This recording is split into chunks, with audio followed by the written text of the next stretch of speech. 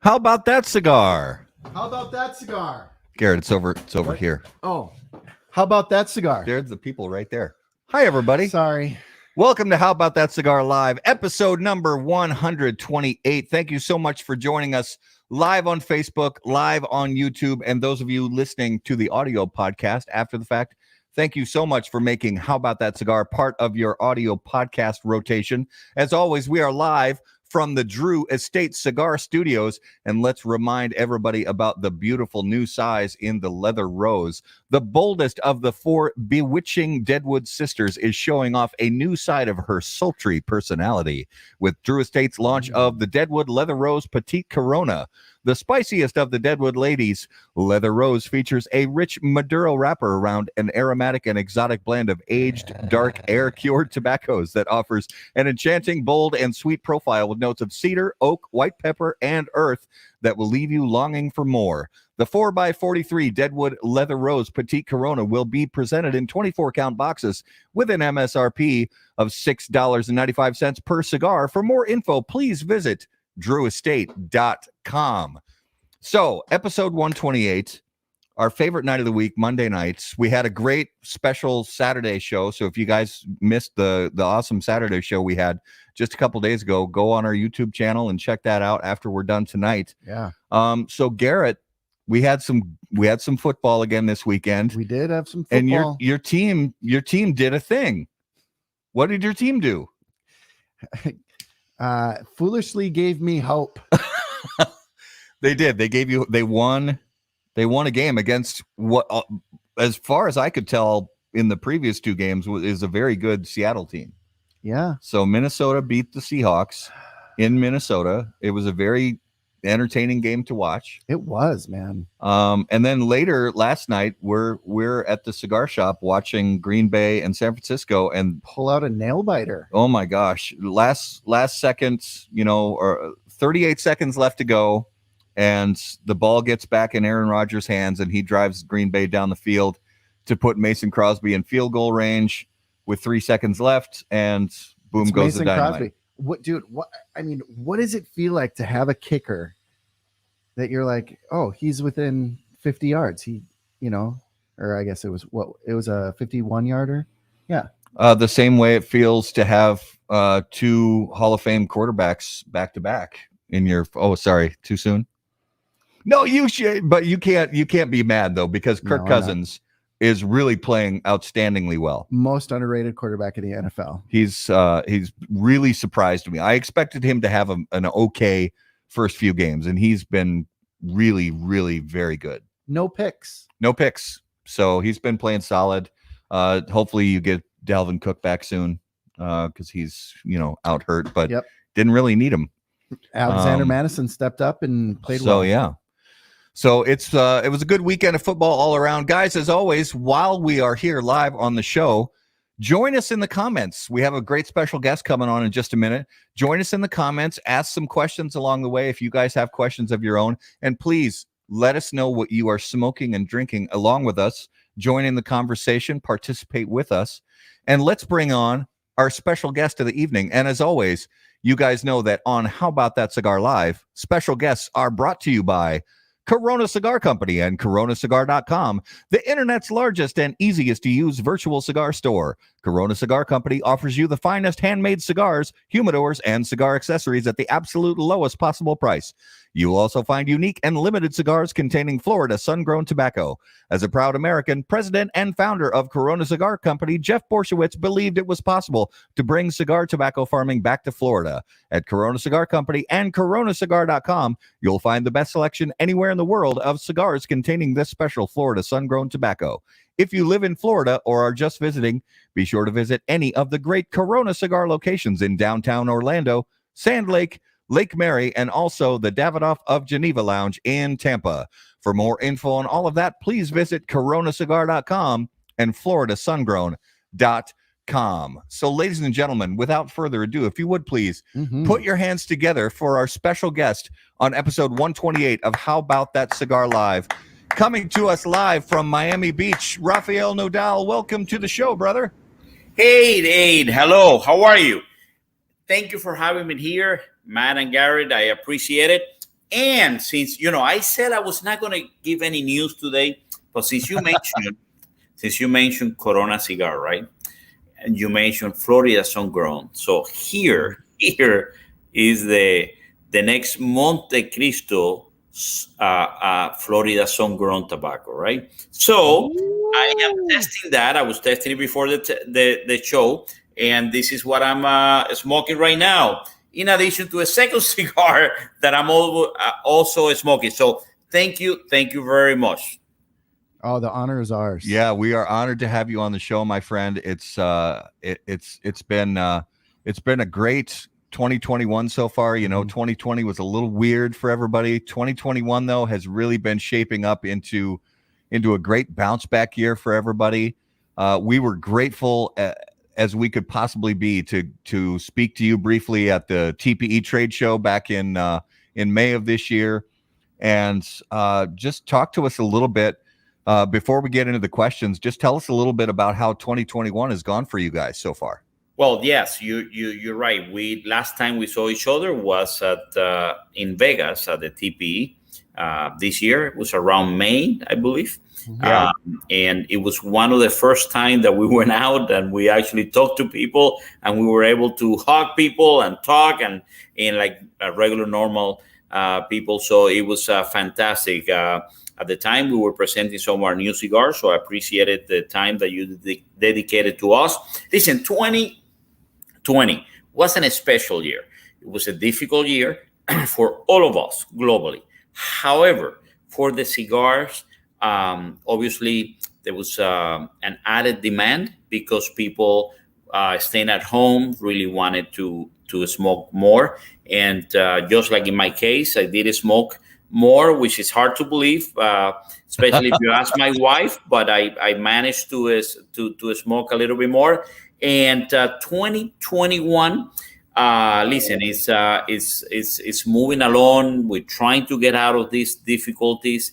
But in the cigar, we're having a fantastic year. And as you mentioned, many people are rebounding.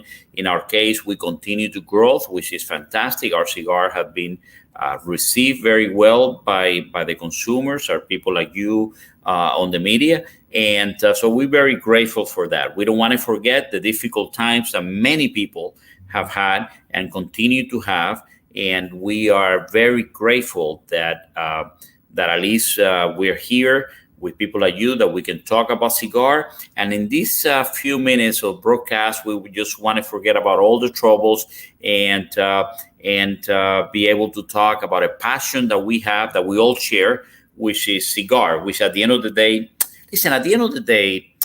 Gary and Matt, cigars unite people, right? Cigars, we're not cigar makers. We are creating moments and experiences for people. And if we are lucky enough to have someone try our cigars, we feel very honored that we were able to create something for someone to enjoy. Amen to that. That's awesome. Amen. Garrett, why don't you tell everybody what you and I have fired up this evening? So tonight we have got some fantastic cigars. I am starting with the Aging Room Nicaragua. So this was the Cigar Aficionado Cigar of the Year in 2019. Yep. And I have fired up the Romeo y Julieta Eternal. And so this one, I specifically grabbed this one out of the box because, as Rafael can tell us, this one has an extra little special gold band on it. That one out of these are boxes of 11 cigars. The Romeo and Julieta Eternal is our a very exclusive cigar that we partnered with the Plasencia family down in Estelí, Nicaragua. And we wanted to have something very special to celebrate the 145th anniversary of Romeo and Julieta, which was in 2020. However, because everything was screwed up in 2020, we were not able to release it on 2021. But still, it's a very special cigar. So all of them in a box of 11 comes with a black label. And this particular one in every box has one with a gold label and that ring, right? So that's a regular one and that's a gold one on the next with the ring.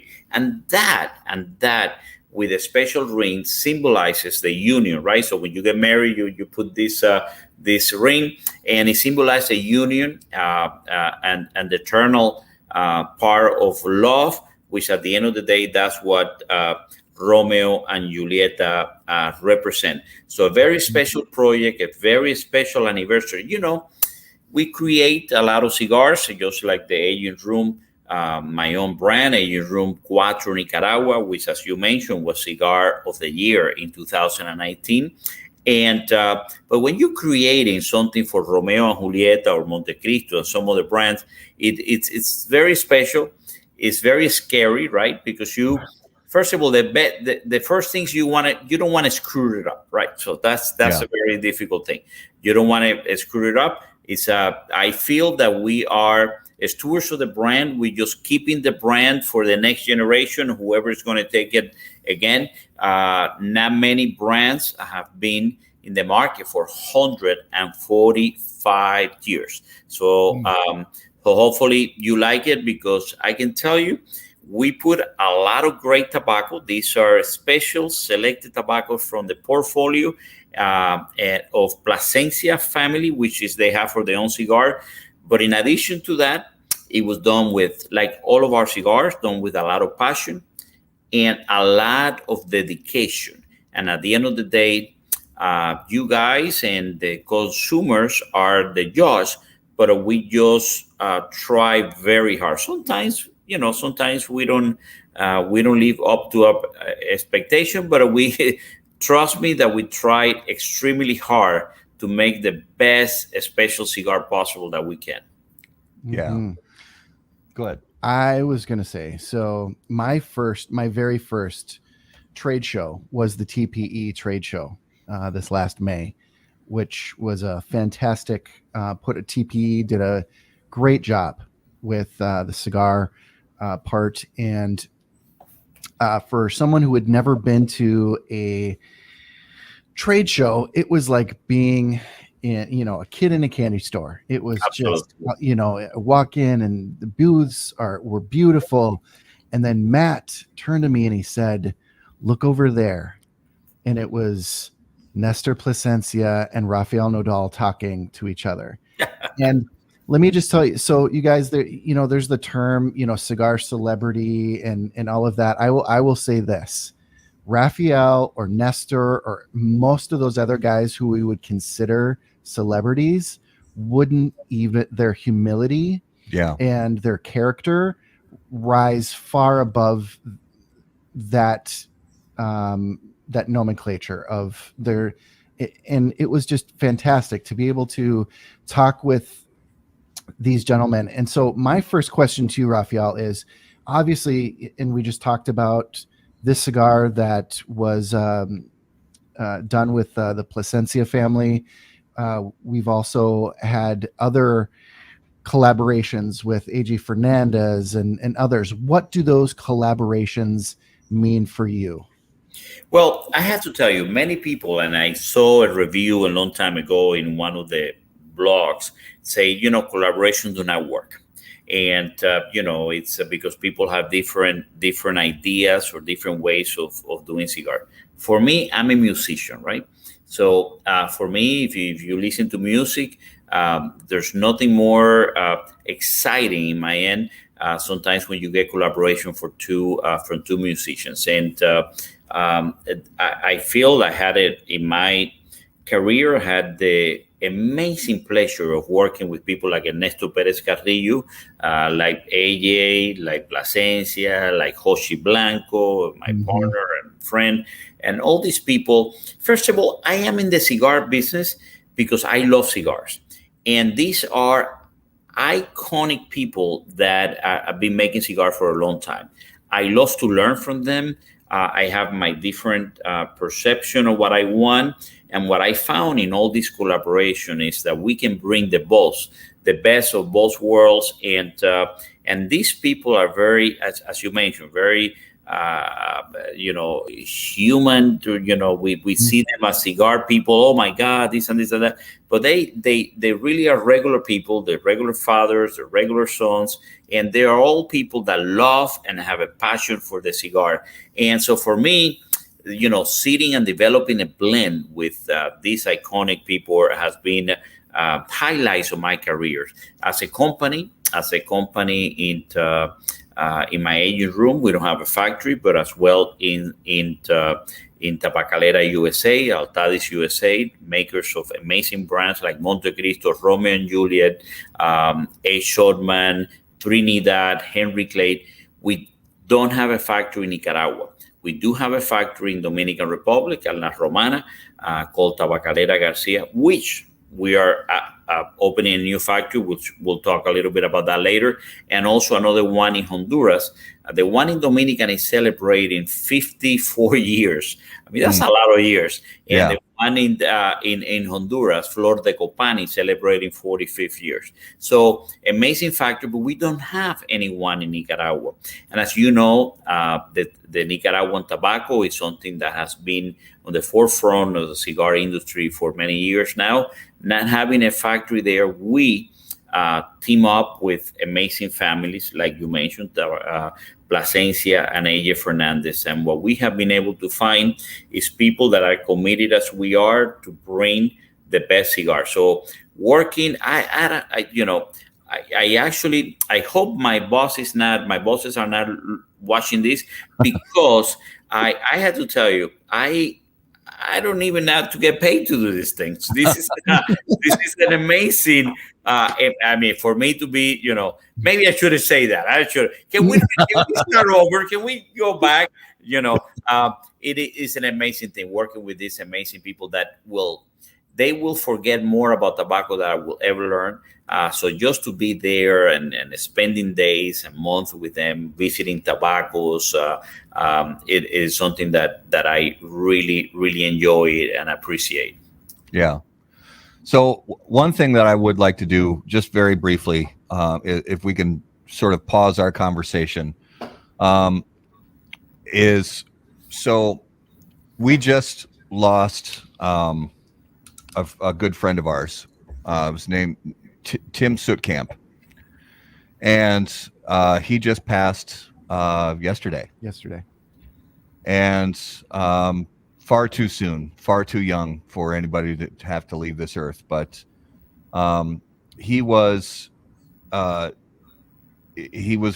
one of those people that so many people will remember, and for so many great reasons. He was an incredibly generous guy, great member of the cigar community, would literally give you his last cigar if you were going through a hard time, would sit and share a cigar and a drink and a conversation with you, and could joke and pardon the term, but he could joke and talk shit with the best of them. And troll our comments. Troll our comments. Number one troll. Yeah, he would troll our comments on a regular basis on the show, just out of pure love. And so this next sip is for our brother Tim. So, Tim, we love you, brother. We'll see you on the other side. God bless you and your family, and we'll see you again soon. To Tim. So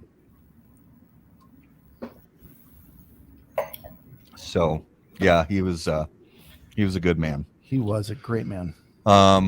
So Rafael, one of the things that we always do when we lead into shows like this, we want to learn as much about you beforehand as we can, so that we, just try to understand who it is that we're, getting to interview on the show. But you've really been, I'd say you would echo the fact that you've been very fortunate in your cigar career, and your cigar career has really been an incredible story. I mean, so give us the kind of the version of the story that takes us all the way from sitting down with none other than Nick Perdomo, smoking your very first cigar, and then over the years going through multiple with different companies, having so many cigars, landing on that top 25 list from Cigar Aficionado, and then all of a sudden a couple of years ago, the Aging Room Cuatro Nicaragua landing on that coveted #1 spot, and it's only continued to grow from there. What an incredible, and you're barely getting started. I mean, you have a lot of years left in this business.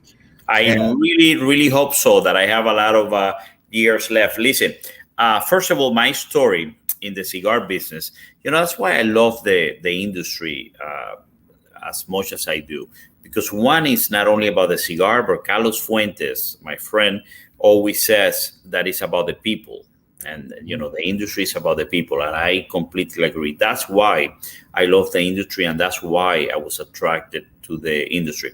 But in addition, the cigar company, the cigar business, the cigar industry is an American business, an American story. It's full of these amazing people. Like my story, that I came from Cuba in a boat in 1980 with 300 people. I arrived in Key West after few days lost on the sea, and from there to be able today to work, not only have my own brand, Aging Room Cigar, but also to be able to work as heading the product capability of Tabacalera USA, one of the biggest cigar company in the world, actually the biggest part of the biggest cigar company in the world right now.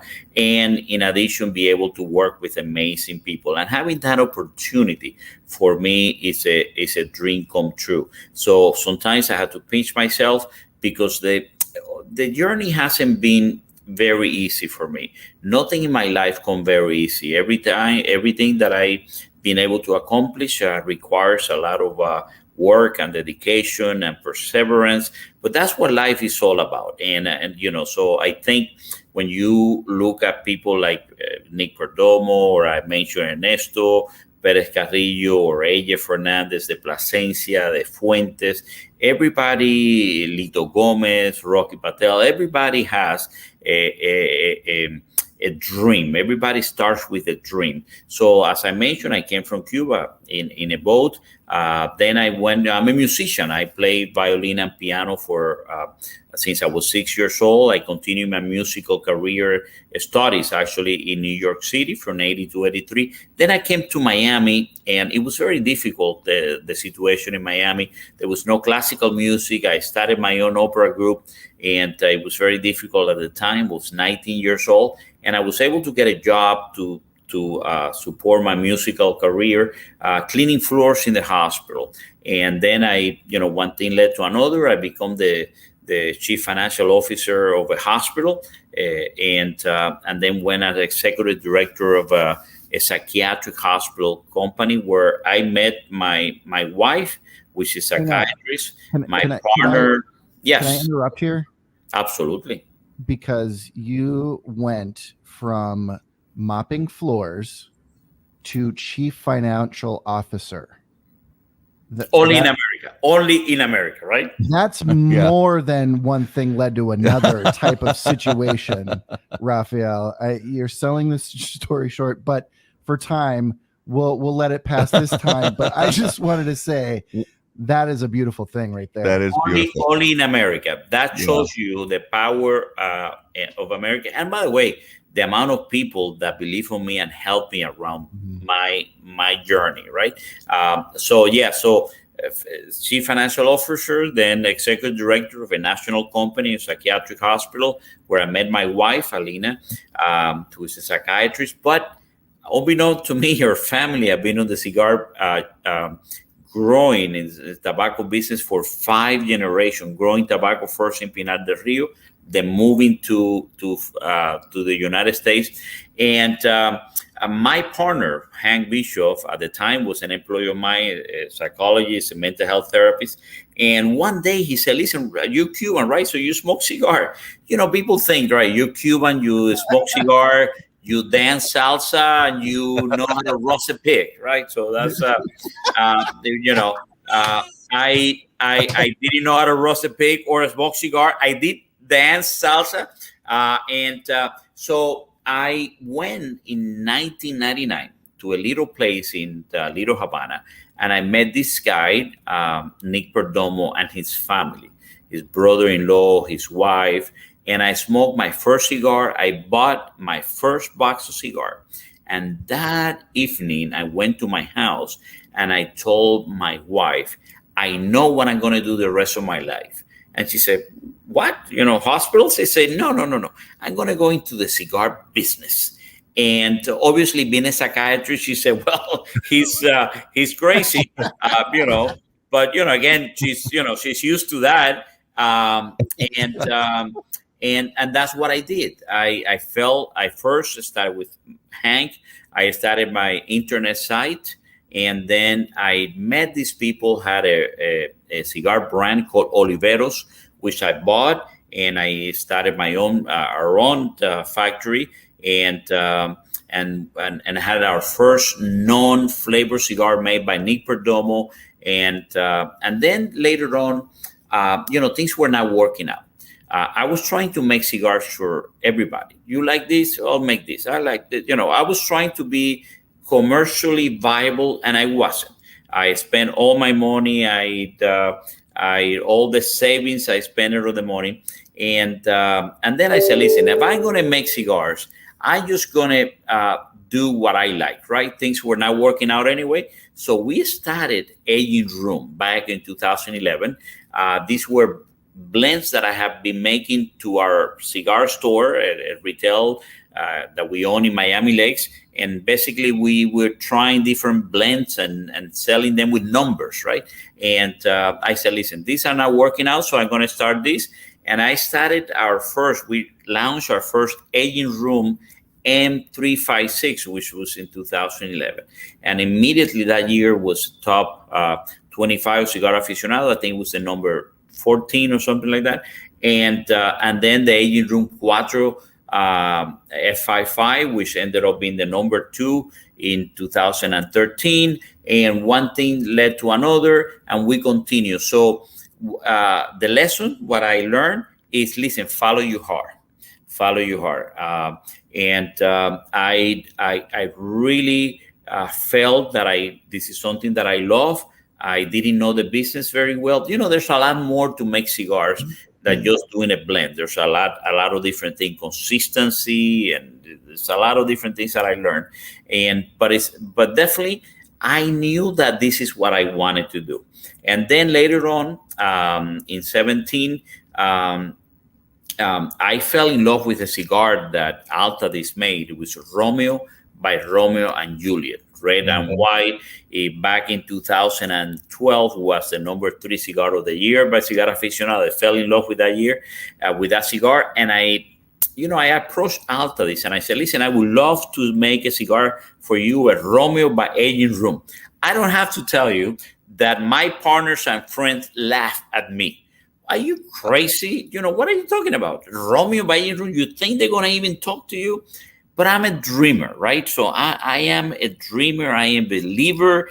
And I approached them. And to my surprise, and everyone else that knew me, surprised, they said, well, let's give it a try. And again, that was one of the number within the top 25 Cigar Aficionado that year. And then we said, well, why don't you join the company? We continue on the aging room cigar, but in addition, I joined the company as making all the blends for the cigars, which I don't have to tell you what an opportunity is. And then 2 years later, so 2 years ago, I am the head of the consumer marketing for the company. So, continue to grow because of the opportunity. So my journey has been one of really working hard, but because a lot of people have given me amazing opportunities. Yeah. And it really is a great story. And you're right. There are certain, we really sometimes take for granted in America some of the great opportunities that we have here. And but you always approached it with positivity. You still do approach things with positivity. You can see that in just the way you talk and meeting you. It's positivity is a key role in what you do. Well, and let me tell you, it's not only me, but everybody in the cigar industry. If you've seen the difficulties of the family like Padron that left Cuba and went to Nicaragua where there was nothing there and they continue, or the Plasencia, they lost everything in Cuba, in Nicaragua, then it started Honduras, and then the illnesses came in 1980s, they lost everything and they continue, or Ernesto Perez Carrillo or the Olivas. All the story have one similarity, which is the passion, right? The family orientation and never giving up. So thanks to people like that, we have open doors today to make the cigars that we do. And it's something that I never want to lose track of, because at the end of the day, where can you talking to people like you, talking to our viewers and our listeners about the thing that we love to do. And besides that, we get paid for it. This is like an amazing thing, right? This is I should stop with that. Right? I'm not going to mention that again. Well, one of the things I want to know about, and we touched on this a little bit ago, but I kind of want to dive into it a little further, is so when you have a certain project in mind, and then there's also different partnerships and collaborations that Garrett mentioned earlier, whether it's AJ Fernandez or the Plasencia family. What does that look like at the beginning? Do you go into it saying, I really want to work with the Plasencia family to make a cigar? Or do you say, I've got this project and I know that the best factory to produce it where we can get just the right tobaccos is Plasencia? Or what does that process look like when the idea first comes, to your team, and then how do you take that idea and branch it out to who's going to make it and how you're going to source it? And is there a bottle of rum at the beginning of this? Always. There's always a bottle of rum. Okay. There's always a bottle of rum. In this case, and having tequila, I must say, it's something new that I'm exploring. Thanks to a good friend that got me into tequilas and exploring new possibilities. But so that's a good question, by the way, Matt and Gary. That's a very good question. Which, by the way, I don't think I ever been asked that. So yeah, we approach it different ways. But one thing is, I met AJ Fernandez many years when he was actually studying, right? I knew his father. His father had worked with Plasencia for 20 years. Because throughout my journey, I also worked with the Plasencia family. And so one thing that, when I was having difficulties on the Oliveros brand, I knew that I needed to learn about tobacco. This is one thing that I was missing. And I spent a lot of time with these people in Honduras and Nicaragua years that I went there and said, I need to learn about tobacco. What makes this tobacco? So I've been visiting some of these tobaccos for over 20 years, every year, several times, keeping very detailed notes of this tobacco and this tobacco. So whenever we have a project, for example, we have a project, H. Oldman, 175th anniversary. Very iconic, 175th. It's hard to comprehend. 170 thing, a brand that is 75 anniversary, a brand that started in 1844. So I have seen a tobacco that AJ was working, one of these crazy ideas that he was working on, an amazing wrapper, medio tiempo, which is the top part of the plant. When you have the ligero, the viso, the seco, and the volado, we work only with the seco, viso, and ligero. But on top of that plant, sometimes, and not always, sometimes, you get a couple of leaves that I call medio tiempo. It happens every 10, 12 plants, and also not every year, depending on the rain and the situation of that year, you get this plant. And he had been aging that and then fermented. And he did something amazing. He fermented that leaf. He didn't know what he wanted, but he wanted to try this. And he did it in pilon. You know what pilons are? Pilons are where you put all the leaves together and you start the fermentation process. It's based on water. You add water and the weight of the tobacco, start the breaking of the sugars and start the fermentation process. The temperature goes high, and that's how you fermented that. Well, what he did is he put a layer of broadleaf, a layer of this fantastic wrapper medio tiempo, another layer of broadleaf, another layer of the medio tiempo, another layer of broadleaf. He only applied humidity, water to the broadleaf, and so what it happened is that all of a sudden the heat goes from up and down, and this wrapper that has not been humidified start breaking the sugars in a very slow process. And that fermentation process took almost 3 years. So I have seen that every year that I went there, how things, and that when I have that 175 anniversary in mind, say, well, I know what we have that is very special. So I went to see AJ and I said, listen, I convinced him. It wasn't easy, but I convinced him not to use it under the AJ brand, AJ Fernandez brand, but give it to us. And so I'm very convincing. Listen, I got my wife to marry me, so I am very convincing. And I got to like I say, I'm a dreamer. I'm very optimistic, and I got AJ to use this wrapper for this special, very special project, and it was success. It was a number 10 cigar of that year. That we also got the number 1 with cigar with the Aging Room Cuatro. So for every single project, otherwise, for example, we were doing a Romeo and Juliet 1875 Nicaragua. We did it with Plasencia, but then I've seen a Connecticut that it was being grown. You know, we have Connecticut seed from the valley here in Connecticut, but we also have Ecuador. But Plasencia have been growing certain varieties of Connecticut in Nicaragua. And I found one, and he decided to grow this for us, and a variety specifically. So we did a Romeo and Juliet 1875 Connecticut Nicaragua, which is a little bit different than the Ecuadorian Connecticut, and it's a little bit closer, but with different because of the soil and Esteli. Esteli is in a very special area because you have a lot of sun during the day, but at night very cool because of the valley and the altitude.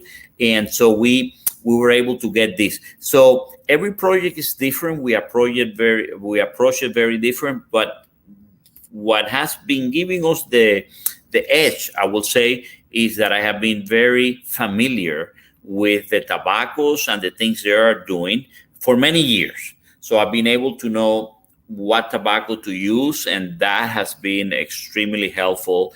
And so every project going to finalize that, Matt, every project is different, but the knowing what they are working on and their dreams has been a very important part. Yeah. Mm-hmm. So I'd like to address kind of maybe a controversial subject. First, let's just say some people say Altadis, some people say Altadis. Right. It doesn't matter. People get hung up on the silliest, smallest things. Potato. Am I right? Yes, it is. And listen, I'm in Spanish, so I pronounce, by the way, guys, this is my Ricky Ricardo impersonation, that type of stuff. It's funny because when I was in college, I took a class, with healthcare and management and all this. So they told me you need to reduce your accent, right? It wasn't sexy at the time, and so I went to an accent reduction class. But really? Yeah, I know. Can you believe in college they have such a thing? Wow. They have such a thing.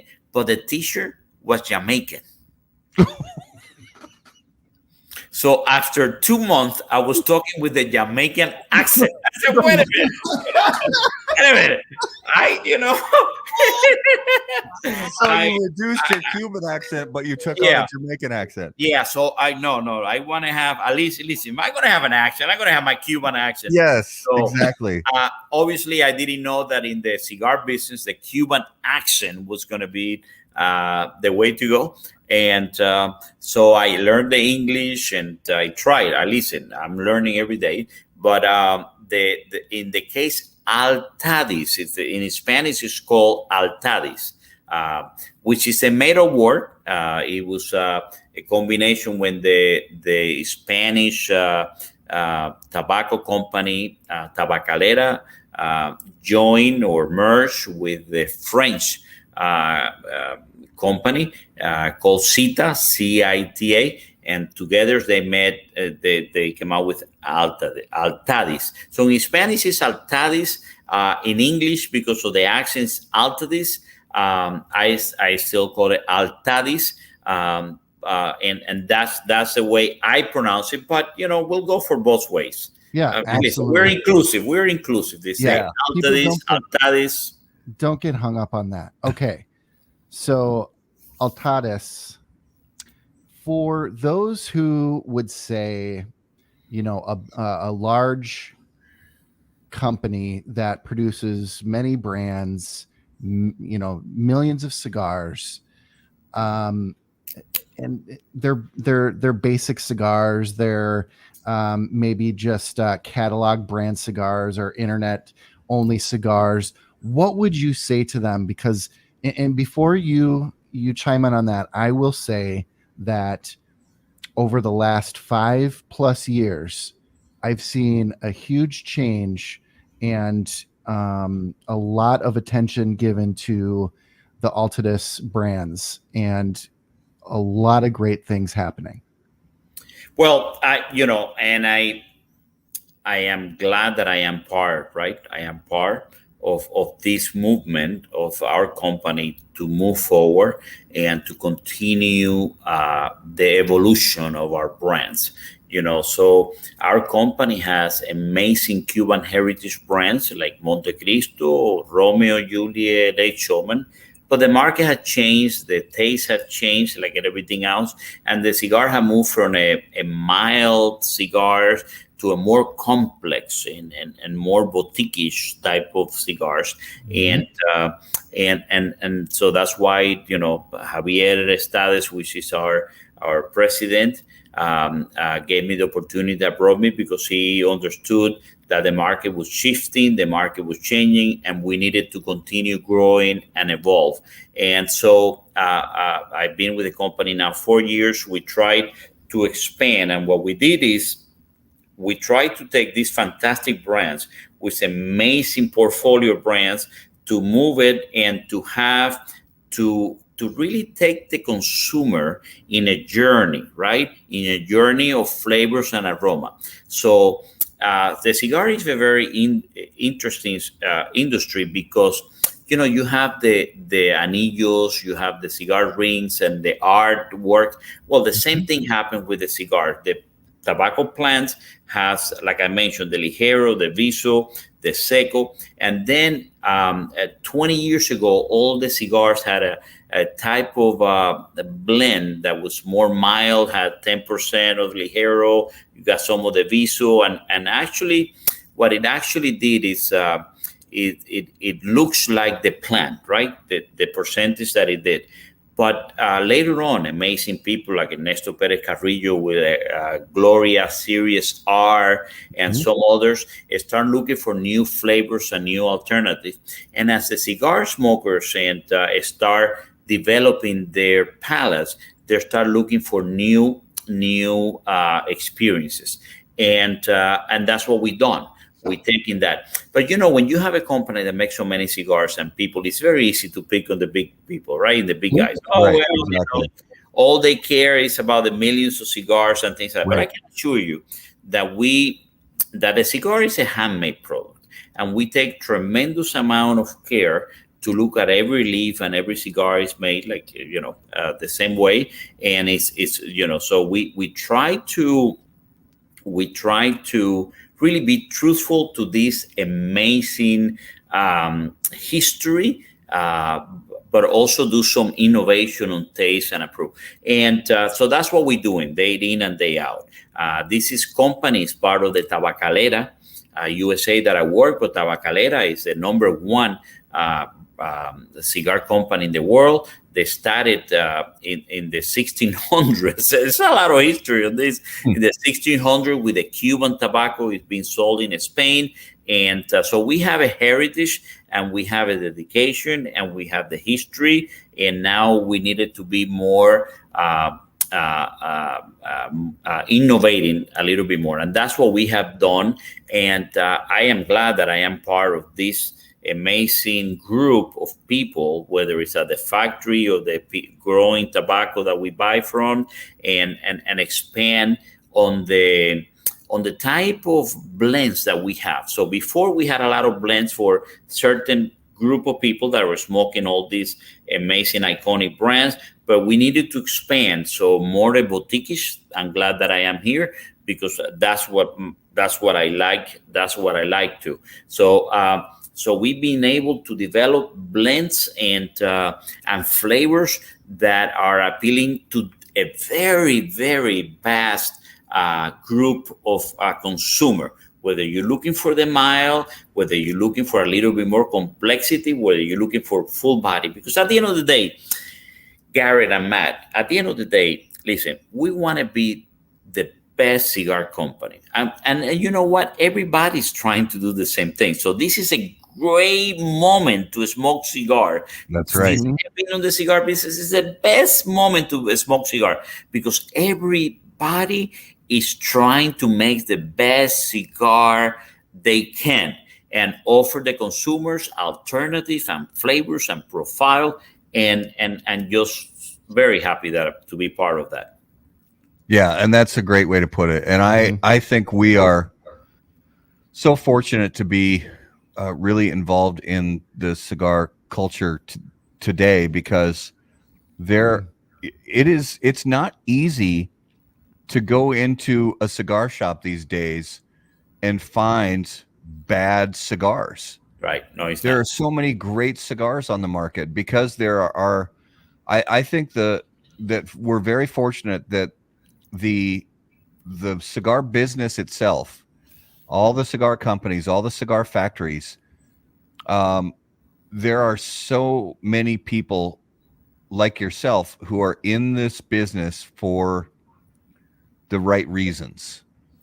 And I think that's so important. And when you go back, to sort of right after the first cigar boom, the early 1990s cigar boom, there was unfortunately a time in the mid to late 90s when quality control started to become a problem, because there were so many companies trying to, they saw this boom, and there were a number of people who came into it just saying, hey, we can capitalize off this and we can make some money off of this.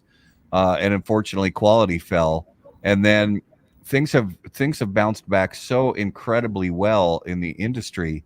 And as a cigar lover, whether you live in the United States or even in European and Asian markets now, the quality of cigars you can find is really incredible. And it's a testament to you and to so many other people in this business who they actually wake up in the morning caring about putting good products in people's hands.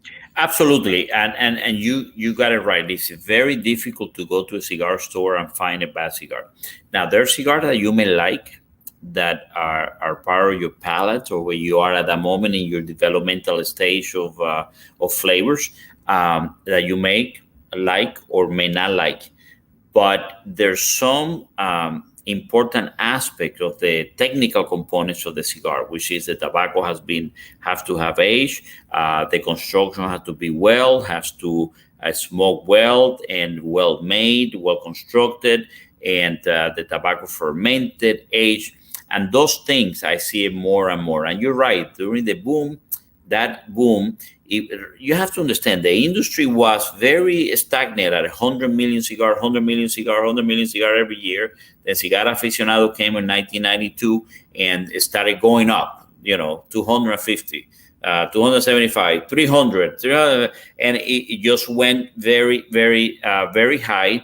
But we all learn. And one of the things that I can tell you during this boom, which is what is happening now, everybody is very aware that we have to release a cigar when they're ready, and not to be it cannot be driven by the demand. It has to be driven by our capacity to have good tobacco, good construction, and do it. Listen, that's what happened when you get a #1 cigar of the year. You go from here to here, and you're tempted. You're tempted because, listen, it's a capital intensive business, right? You spend all the money in tobacco, in boxes and anillos and all these things, and all of a sudden there's a big demand. So there's obviously, we're all humans. We all have to pay our bills, and there's we look at, you want cigars, they're back order, but we all learn because some of the people have been in that situation before, have made it very clear publicly that they made a mistake by releasing cigars when they were not ready. Right. So we want to continue that, and I think by the vast majority, everybody is bringing the cigar to the industry when they're ready, regardless of the demand. We have been able to keep up with the demand as much as we can. But I have to tell you, don't feel bad if you go to a cigar store and you don't find your favorite cigar because they're back order, because they have not been able to produce. Because we're doing that out of respect to our cigar, to the consumers, and to the store, that we're going to release it when they're ready to release. Fantastic point. Yeah, that's a great point. For all of us that, complain that, why can't you get X cigar in? Why are they so back ordered? And it might be frustrating, but at the end of the day, they're not trying to rush cigars out to just make $1. They're making sure they're putting out a damn good product. Absolutely. And that requires having amazing inventory of tobacco, right? For 2 or 3 years like we do, and working with partners that are amazing inventory of tobacco. And we are now working in blends that we're going to release in 2 to 3 years from now. So and that's why the partners that we have chosen and the partners that we work with, that's something that we are extremely aware, and the necessity to have that inventory of tobacco, because at the end of the day, you can only keep the blend, right, the same way, the consistency that you expect if you have those huge inventory of tobacco. And let me tell you, like many things in life, that requires money and resources. That's why working with a big company like that is important, because you have to have those resources to accumulate those tobacco, to have time to age it and ferment it, and then make those cigars. Yeah. So kind of on continuing this same line, looking at the future of the cigar industry, because there are a number of talented and dedicated individuals who have entered the cigar business in the last few years, and there's also things like regulation and legal things like that. What is your overall feeling about the future of the cigar industry? Listen, I think the cigar industry has a very bright future. Um, we do have, however, hurdles to deal with, which is regulation, taxation or over taxation or unfair taxation, or things like do not smoke or restricting where you can smoke and things like that. But at the end of the day, it comes to the individual looking for cigars and looking for a lifestyle that we want.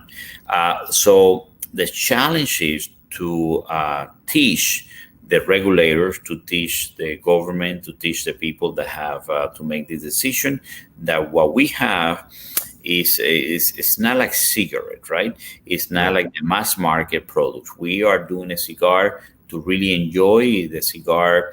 The handmade cigar is a work of art. Individuals that just take a tremendous care, that so many hands touch the cigar, the leaves before you make the cigar. So our challenge, and there's a challenge, there's no doubt about it, is educating those about what we do. We all have different ways of how to get to where we want to be. But I can tell you, everyone on the industry is very united in teaching these people that have that can make laws, right? And show whether it's an amazing taxation. Because let's be frank, we have been lumped together with cigarettes and some other industry that is a mass market type of thing, and we just have to educate. So my word is always educate about why a cigar is different than other tobacco products. Yes. That's it, so I'm very optimistic, but it requires a lot of education. Yeah, that's the best way to put it. We can be optimistic and at the same time realize that we have to roll up our sleeves and put in some work on that side of things. Yes. Absolutely. No doubt about it. I want to chime in on this delicious treat that I'm having. And I don't know, you guys. So do you ever just look at a cigar and realize how beautiful it is? All the and time. Realize how many hands that went into making this product? Just this one, the beautiful leaf, the perfect construction, the outstanding burn, all the care that went into this.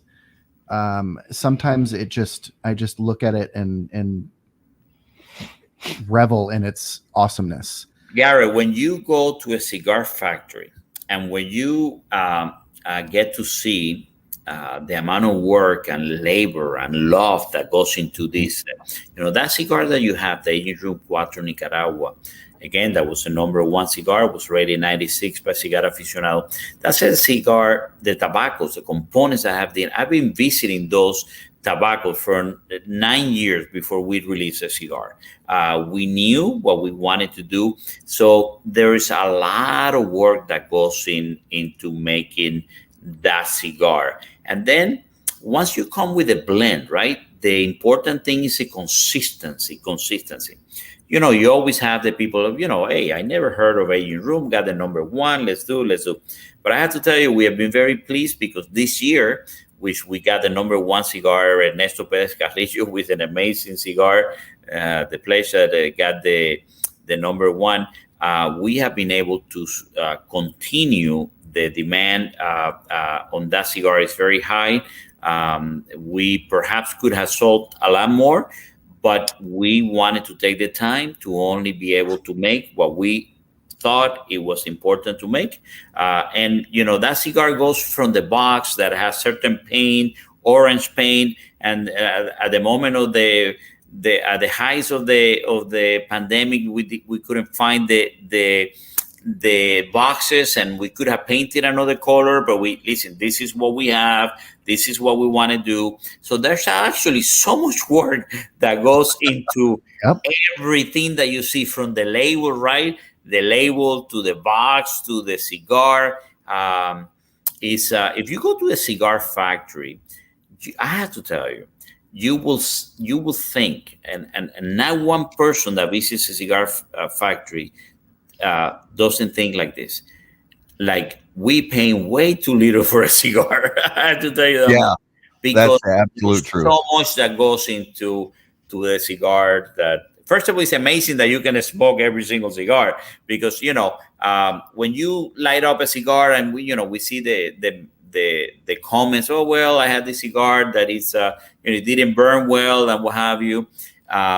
It is a miracle that you can smoke a cigar, and then that every cigar is smoked and tastes the same is a really short of a miracle. That's the truth right It there. is. And so if we can go back just a little bit and talk about when Aging Room came under the umbrella of Altadis. Luciano, brother. Luciano, our good friend Luciano, he's Love you, brother. making a difference on the cigar industry. Thank you for checking in, Luciano. Yeah, I love that guy. When Aging Room came under the umbrella, logistically, what did that look like for Aging Room from your factories and your relationships?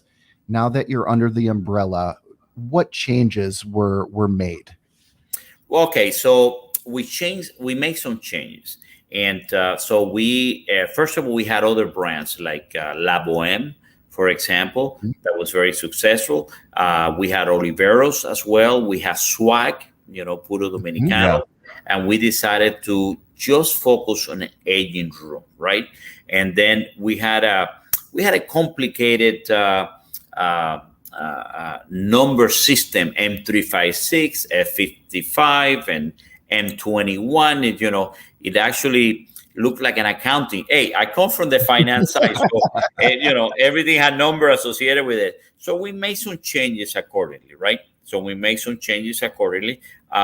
But in terms of the actual cigars, basically it was the same. Making sure that with the new demand, because the company like Altadis had reached to stores that we didn't have access before, being a very small company with our own small distribution. So it was basically the demand expanded, but we wanted to make sure we have worked with partners like Tabacalera Palma, A.J. Fernandez, de Plasencia, and so we were very lucky because the same vision that I have personally on the Aging Room, working with AJ, where I released the Pelo de Oro before, Plasencia, with that released couple of releases before, like the Pura Cepa, and then we did the Bin number 2. So thanks God that we had this amazing portfolio of tobacco in these families that we were able to. So the only change was the names and perhaps to make it a little bit more commercially appealing to understand the different cigars. But at the same time, we narrowed the portfolio to be able to dedicate ourselves to what we're doing and do it good.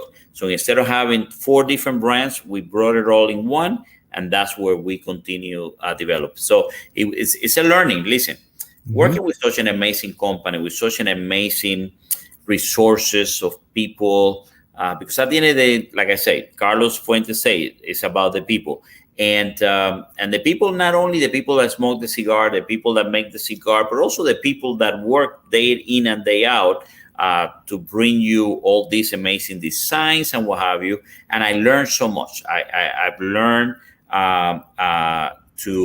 because it's a business, right? We are in a business, you're in a business, the retail is a business, so we need to do it well. We need to focus, we need to have the fundamentals, but there's no change in the cigar. So we couldn't focus in 10 different blends. Let's focus on the 5 blends that we want to continue growing.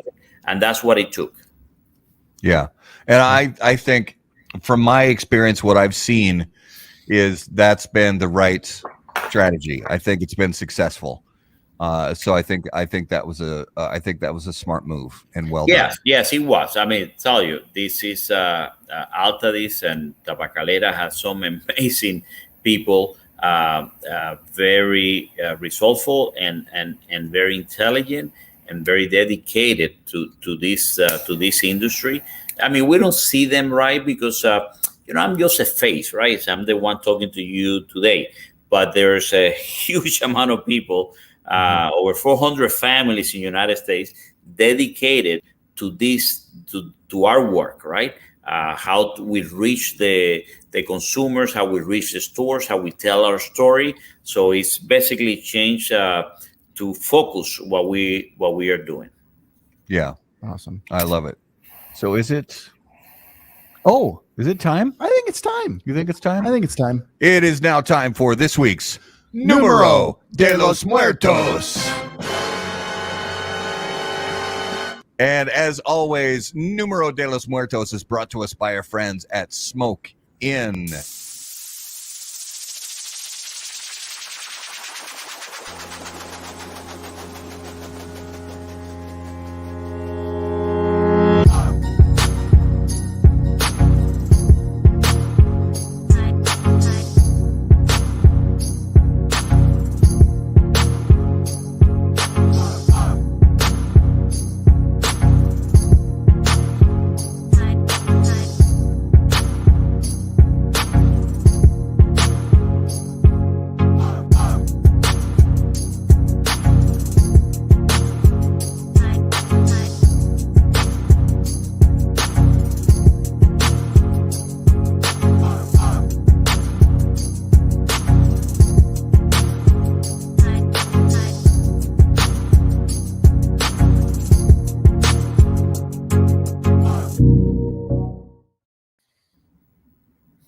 Nice. All right. Numero de los Muertos, episode 128. Garrett, what do you have for us this week? All right, you guys, this week we're going back in time a little bit. Gonna go back in time. That's Sorry, right. I couldn't resist. In 1858, 156 people died from this. Not at one time. Throughout the year, 156 people died from this. In 1958. Yes. Sorry, 1858. 1858. 1858. Yep. How many people? 156. And yeah, I'll give hints later. Okay. Let's start. So, yeah, Rafael, we're gonna guess here. We're gonna throw out guesses. As always, our viewers can throw guesses into the comments. It is not a disease. It is not a disease. No. Oh, well, let me say, before you go into that, let me just tell you that you had this advertising of the smoking connoisseur group. Mm-hmm. What an amazing experience. I was invited in August. We released a cigar.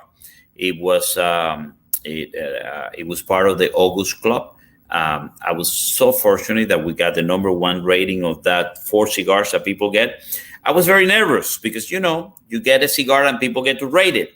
And then they say which cigar it was. So we got a #1 cigar last month in August. What an amazing experience. We have another one coming on December and 2 more for next year. Guys, that is, they contact you and say, we want to make a special cigar for our club. And we all bought into the idea because it's innovative, it's different, and it's, something like that. So anyway, 156 in 1870. 1858. 1858. 58. Wow. Wow. I will guess that the chalk with bread. I don't know. So it's bad politician. Jim is saying bad politician.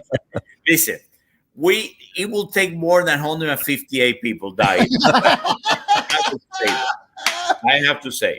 So I don't think he's a bad politician. I don't know. Maybe their wife caught them cheating, or they got stuck with bread in their, they got. Yep. Nope. None of that. So were these 156 deaths all in the United States? Yes. Oh my God. 1858. What happened in 1858? 158 in 1858. Wow.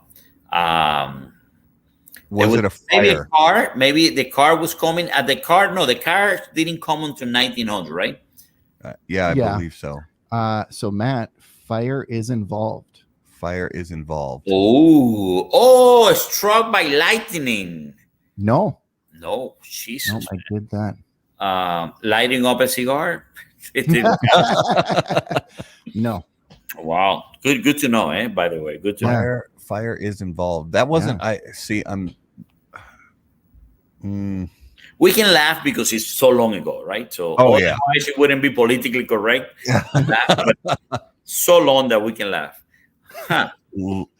It is not a horse carriage. It is not lighting flatulence. I'm gonna yeah. I give up. Man. So fire is involved. Was it?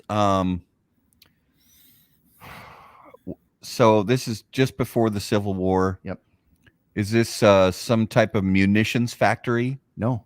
Fireworks. Fireworks. Nope. Oh, fireworks. That's a good that guess. was a good guess. Fire was involved. Fashion.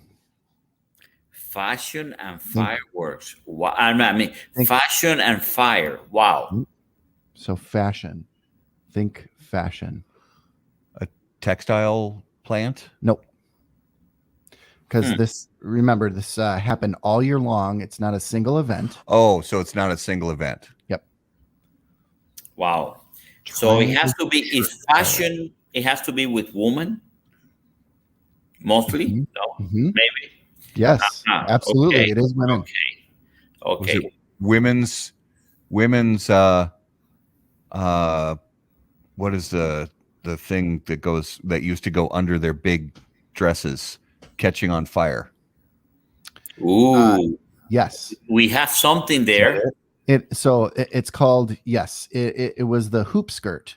The original hoop skirt. So that hoop was fastened so tight, and they didn't use boning how we use today. They actually used wood or wicker in these hoop skirts, and once they caught on fire, there was almost zero chance of stopping it. And so many cities outlawed hoop skirts. Oh wow! For a time. Because women would go walking past the fireplace, or this was the time of candles that were used to light the home and such, and a candle would fall on the floor. And you also think about back in those times, if anybody was involved in any kind of entertainment on stage, the way they lit the stage was with candles burning along the front of the stage. And those things were not super safe back then. Wow. So in 1858, 156 women died from their hoop skirts catching on fire. Correct. Wow. Well, I have to tell you, I've been on so many shows, and I never, ever seen this type of thing. That's fantastic. I have no idea who kept record of this, right? So it's great. This guy finds the most obscure stories out there to put on this segment every week. I love it. So that's the number. How you call the segment? Número de los muertos. It's our bad Spanish. Número de los muertos. I love it. Números. Actually, your just the pronunciation is pretty sexy. Very nice. Ooh. I'm working on it. On it. Very nice. That was a great one, Garrett. I do like Stuart's guess, though. Spontaneous combustion. Yeah. That's a rare one. Yeah, it is. And actually, I have time and time again tried to look and find good data. Yeah. And I won't. So everybody's watching. I will not do a Número de los Muertos without good solid data. So, Yeah. And I can't hear the term spontaneous combustion without thinking of the movie Spinal Tap. Because they had so many drummers in the band that died, and one of them they said died from spontaneous combustion, where it was just a little stain left on the drum chair. I just love that. I can't not think about that. Love it. That was this week's Numero de los Muertos. All right, Rafael, let's move into a lightning round. These are completely non-cigar related questions that are just for fun. So,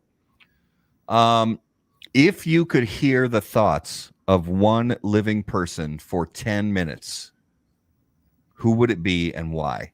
Very simple. Churchill.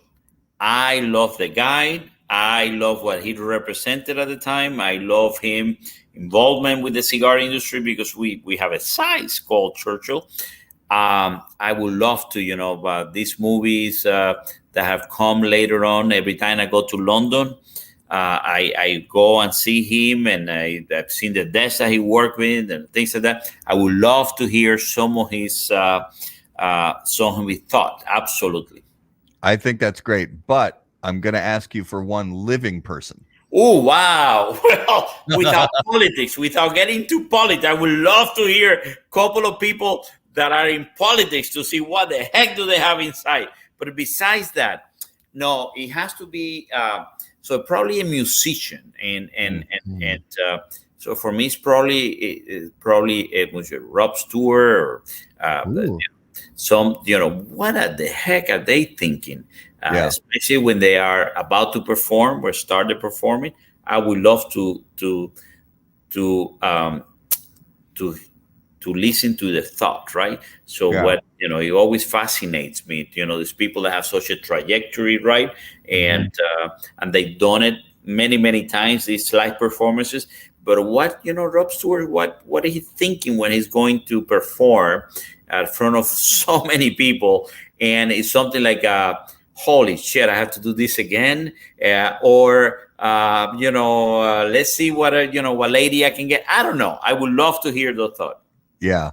Well, and Luciano is just chiming in with a comment that you're also a musician. So Luciano at the PCA trade show in Las Vegas in July, we spent some time with Luciano, quite a bit of time actually, but one night specifically at the media compound that Will Cooper and the guys have their house there, and we spent some great evening of conversation, and come to learn that so I also am a musician. There you go. Have been my whole life, and found that Luciano was as well. So I love learning those things that we have in common. And it's another great thing to also know that there's an incredible amount of people with musical talent in the cigar business. And listening to these guys sing was incredible. They both kidding. Yes. Yep. And Matt's memory of an old Argentinian. No, Brazilian, old Brazilian opera. So Luciano and I sat and sang some old Brazilian Portuguese jazz together. The old Gilberto and So first of all, I have never ever been invited to Will's media. So I have to say that never ever. I seen the picture. Got called out. I seen the picture, right? But I never been invited. So just to be there, I would have loved to be there. And then to listening to you and Luciano sing together. Oh my God, what an amazing experience that must have been. It was a great night. It was a great night. Hopefully next year, if we won't go there right now, but yeah.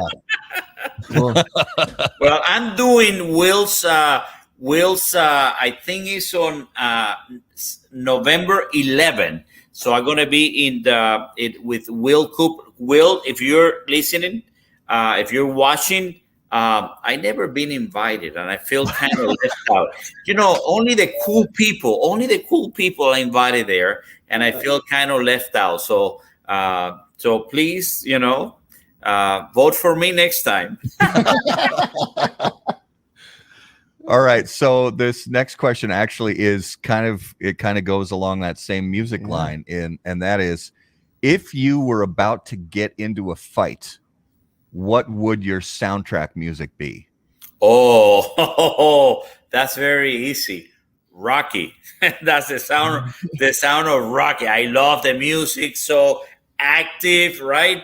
And you know when he walking the stairs, right? That you know, it's absolutely it's bumpy. As a matter of fact, a little secret. Sometimes in the morning, I put that music to get me going in the morning, right? Sometimes I feel like I'm going to ready for the fight. So that will be my soundtrack. Yeah. Rock. So we have Will Cooper says we will rectify that. So you just got an invite.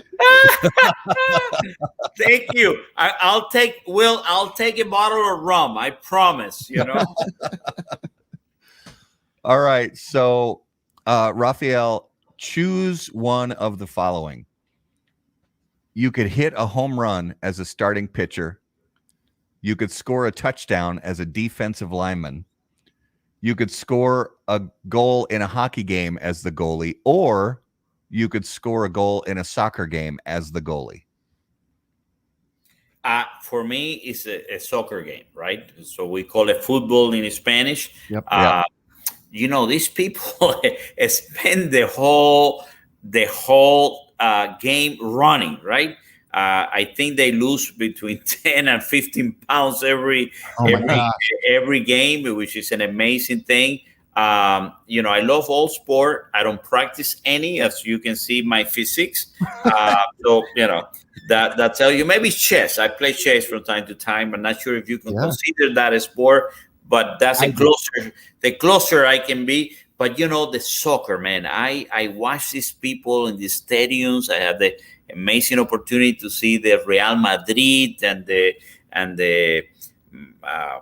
some of the games, and it is an amazing thing. That's for sure. And you see all these people, and they only have 2 or 3 a game, right? So one means a lot. When you have plus it's only 1 point. When you do the touchdown, it's 6 or 7 points. So yeah, I'll go for the soccer. Absolutely. Yeah.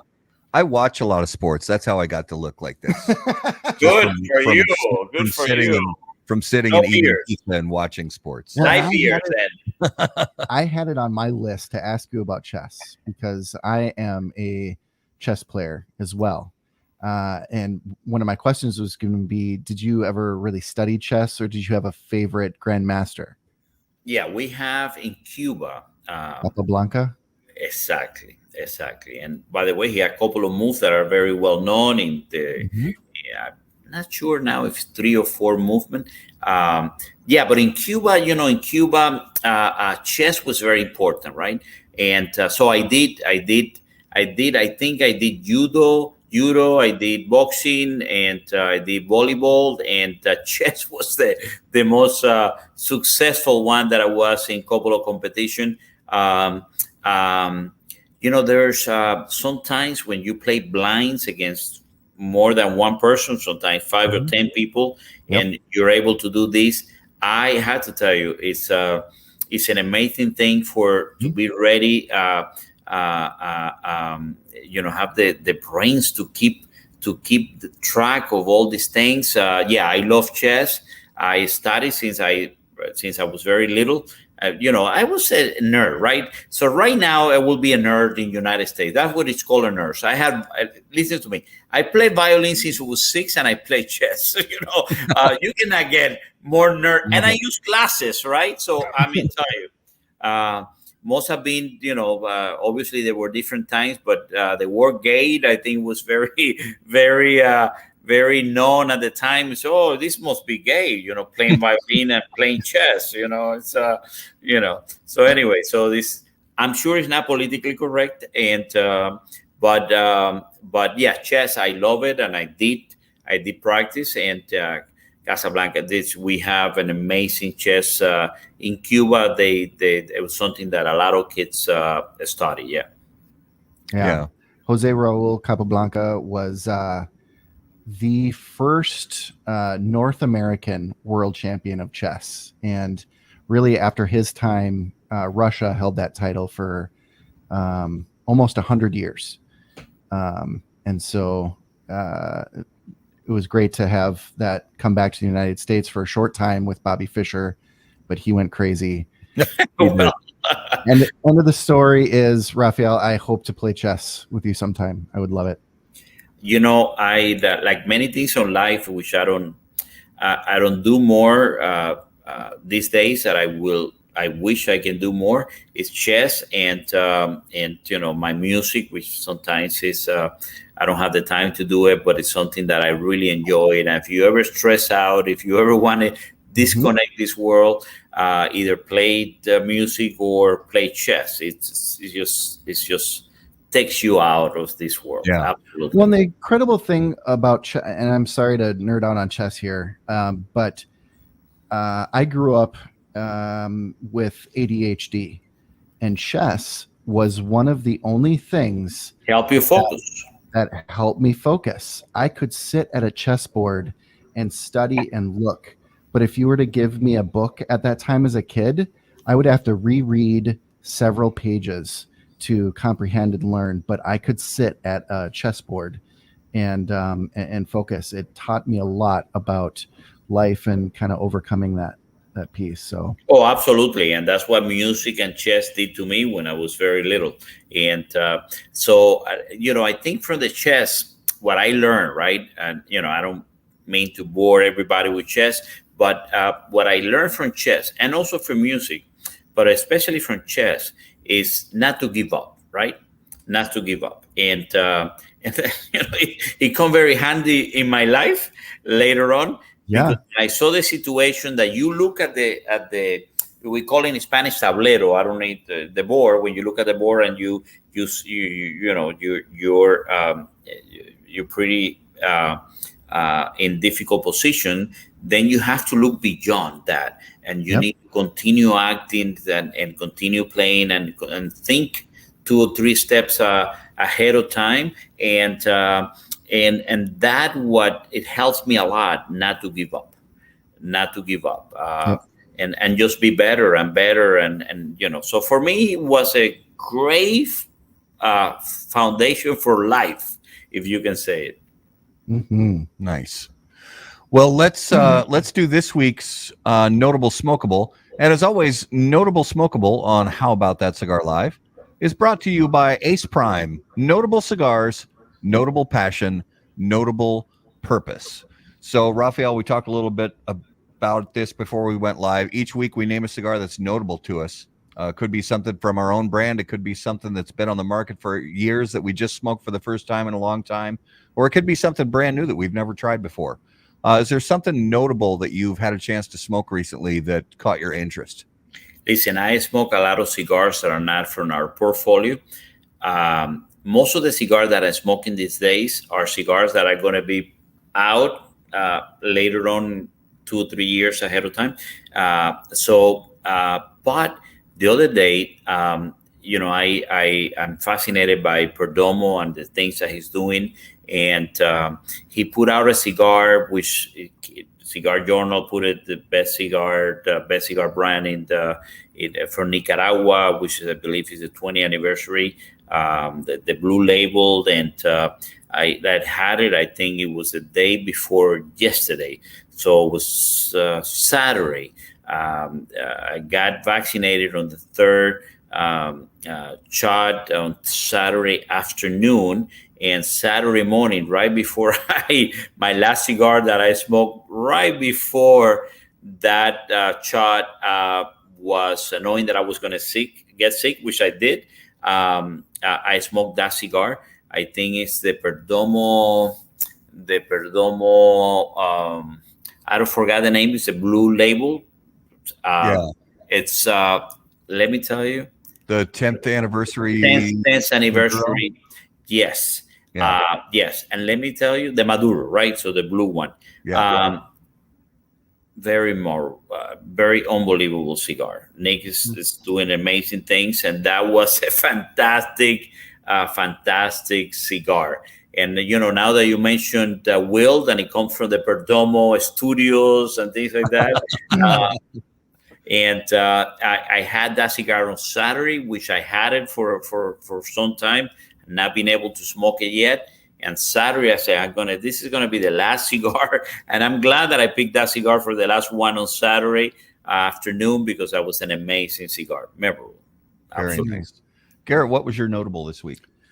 Well, last night I smoked a Opus X 20-year in remembrance of our friend Tim, who passed. So that was my notable for this week. Was also the blue one. Is that the blue one as well? Right. Yeah. That's an excellent Yeah. cigar. Oh, Yeah. incredible. And my and Garrett was kind enough to give me one of those as well last night, as we enjoyed those, thinking about our friend Tim.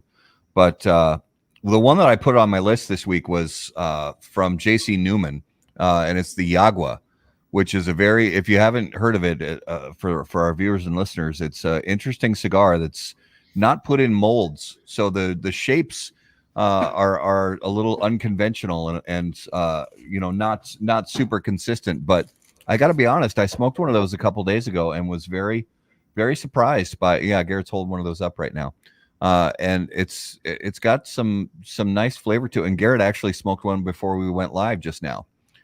So a very interesting cigar. They definitely, when you look at these cigars in the shop, for our viewers and listeners, if you find them in a shop, don't be concerned that they look a little bit uneven and in the press and the shape, because that's the way they're made. It's on purpose. It's on purpose. They're not made to be molded or anything like that. So very interesting cigar. It is very good cigar. I had it the last Nicaraguan cigar festival. The night that we had a dinner at the Newman factory, they gave that cigar, and I took it with me. I didn't smoke it because, you know, I've been smoking so many cigars, and I brought it to Miami, and I had it like a few months later. Very good cigar. And, you know, without the mold, that's the way, you know, they used to make cigars back at the beginning, because there were no formal molds at the time. So they just roll it. They put some tiny newspapers, and they did all these things. In this case, they make the Yagua, which is what they use for, and very, very good cigar. So you're right. Don't be discouraged by the look. Yeah. Just try the cigar. Very, very good. At least the one that I had 5 or 6 months after the festival, it was a very, very good cigar. Yeah. So that was this week's Notable Smokables, brought to you by Ace Prime, improving lives through fine cigars. Visit aceprime.com to learn more. And I have to put this comment up here on, because Luciano was kind enough to. So he says, Nodal and I played the same piano, a piano that Nat King Cole also played. I was at this event at the Riverman Cigar Lounge last week, and the owner said, only you and Nodal have played this piano. Very old, dusty piano in this cozy, small cigar lounge they inherited in St. Louis. It's just like an honor to. It's like a trumpet player playing a trumpet that was owned by Miles Davis, or a violinist playing playing the Stradivarius that, played by Itzhak Perlman. It's incredible. Oh, I didn't know Luciano had played that piano. So yes, I went there and I did a cigar event, and the idea was they had a piano.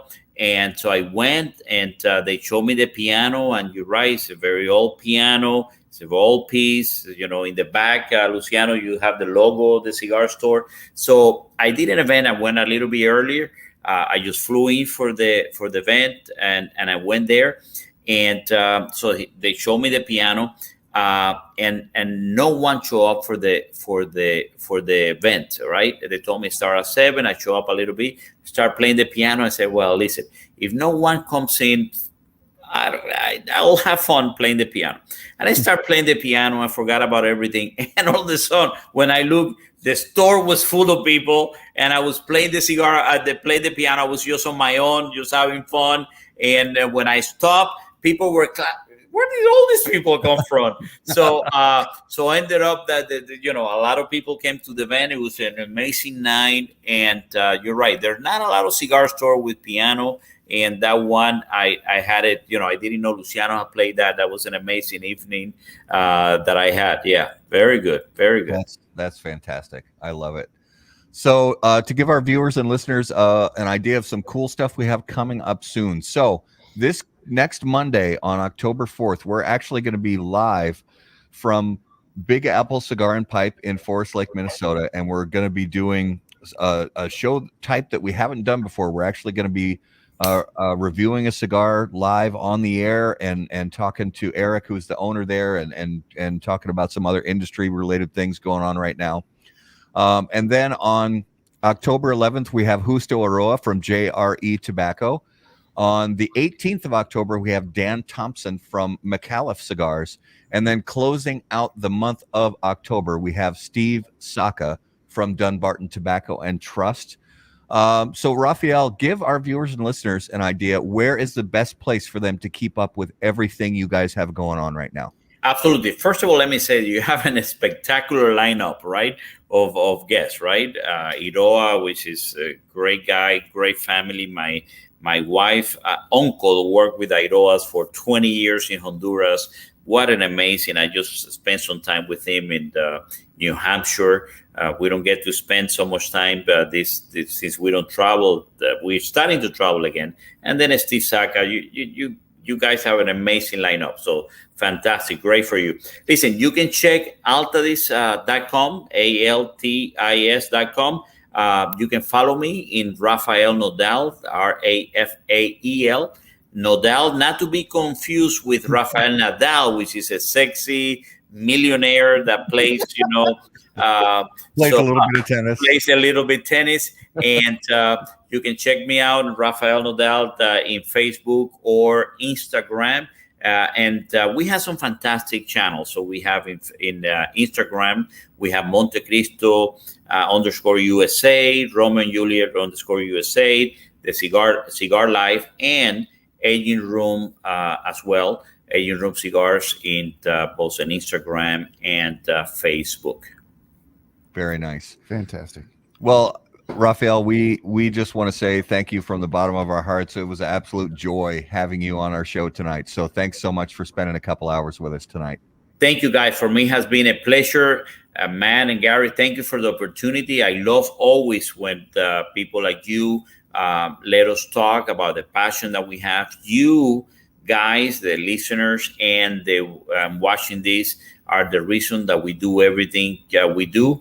And it's an honor to be here and to give us the opportunity to talk about things that we love and we have the passion for. So thank you very much for having me here. Amen. Thank you. So it's been a great show. As always, for our viewers and listeners, make sure to continue following us on all the audio podcast channels. Make sure to subscribe to the YouTube channel. And also subscribe to us on the Facebook page as well. You can like the page, make sure to follow the page so you never miss any time that we go live. Follow us on all social media at HBT Cigar. If you guys have questions for Garrett or myself, you can email us directly on the website, howaboutthatcigar.com. And of course, as always, burn cigars, Not bridges. see you guys. Thanks, everybody.